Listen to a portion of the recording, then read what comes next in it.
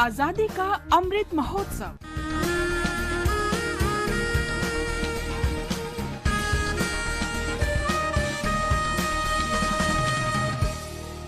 आजादी का सफर आकाशवाणी के संग। भारत का शानदार स्वाधीनता संघर्ष आधुनिक विश्व के महानतम संघर्षों में से एक है। आकाशवाणी से हम आपके लिए रोजाना ला रहे हैं इस शानदार संघर्ष की झलक।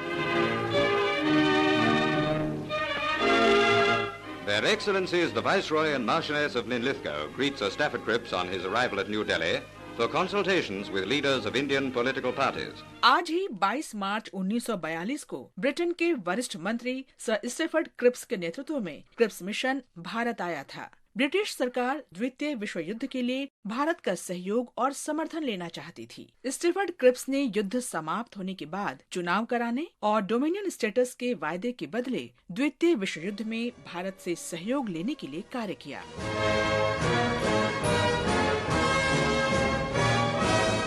क्रिप्स ने डोमिनियन स्टेटस के प्रस्तावों पर चर्चा की, जिसे उन्होंने भारतीय नेताओं के साथ स्वयं तैयार और प्रकाशित कराया था। इंडियन नेशनल कांग्रेस ने उनके प्रस्ताव अस्वीकृत कर दिए। कोई समझौता नहीं हो पाया और क्रिप्स मिशन असफल हो गया। कांग्रेस भारत छोड़ो आंदोलन के मार्ग पर आगे बढ़ी और युद्ध के प्रयासों में सहयोग करने से मना कर दिया।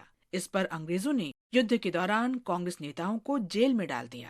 दिनेर शेषे घूमेर देशे घूमटा पड़ा होई छाया।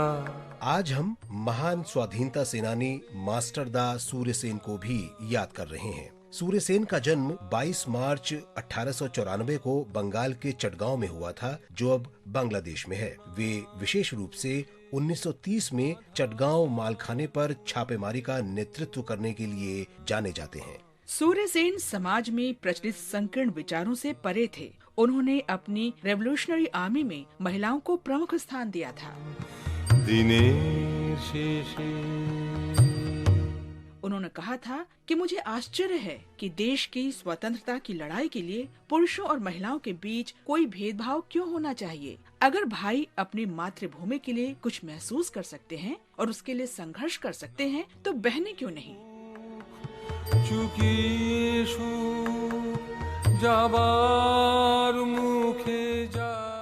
मास्टर दा द्वारा बनाई गई इंडियन रिपब्लिकन आर्मी के घोषणा पत्र में अंग्रेजों और ब्रिटिश सरकार के दमन का विरोध करने का इरादा प्रकट किया गया था। अंग्रेजों ने असीमित समय के लिए भारतीयों को अपने नियंत्रण में रखने के लिए निष्ठुर नीति अपनाई थी और राष्ट्रवाद की छोटी से छोटी घटना या आंदोलन को बेरहमी से कुचल देते थे। घोषणा पत्र में ये भी कहा गया था कि भारत के स्वामित्व का अधिकार और भारत के लोगों के भविष्य का नियंत्रण केवल भारत के लोगों का ही होना चाहिए और विदेशी लोगों तथा सरकार द्वारा लंबे समय तक इस अधिकार को हड़पने का अर्थ ये नहीं है कि ये कभी हासिल नहीं किया जा सकता।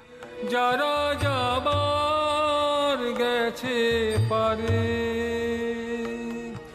घरेओ नहे पारेओ नहे जे जन आछे माझखाने। क्रांतिकारी आंदोलन का सफल नेतृत्व करने के बाद सूर्यसेन को आखिरकार अंग्रेजों ने गिरफ्तार कर लिया। उन्हें चटगांव जिला कारागार में 12 जनवरी 1934 को फांसी दे दी गई। कहा जाता है कि उनके पार्थिव शरीर को जहाज के बॉयलर में जला दिया गया। महान शहीद को शत शत नमन।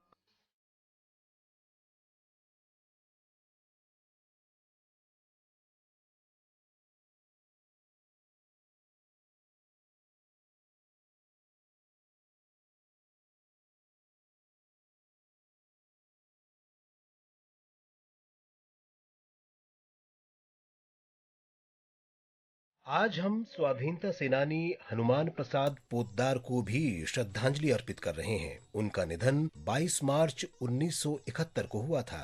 हनुमान प्रसाद का जन्म 1892 में राजस्थान के रतनगढ़ में हुआ था। पोद्दार को प्यार से भाई जी कहा जाता था। पोद्दार ने युवावस्था में ही विदेशी सामान और कपड़ों के बहिष्कार के लिए संघर्ष शुरू कर दिया था। वे खादी और अन्य स्वदेशी सामान का उपयोग करने लगे। क्रांतिकारी गतिविधियों के कारण बंगाल के अन्य स्वतंत्रता सेनानियों के साथ पोद्दार को राजद्रोह के आरोप में गिरफ्तार कर लिया गया। सजा काटने के बाद जमनालाल बजाज की प्रेरणा से पोद्दार मुंबई चले गए। मुंबई में वे नेताजी सुभाष चंद्र बोस, महादेव देसाई और कृष्णदास जाजू सहित कई राष्ट्रवादियों से मिले।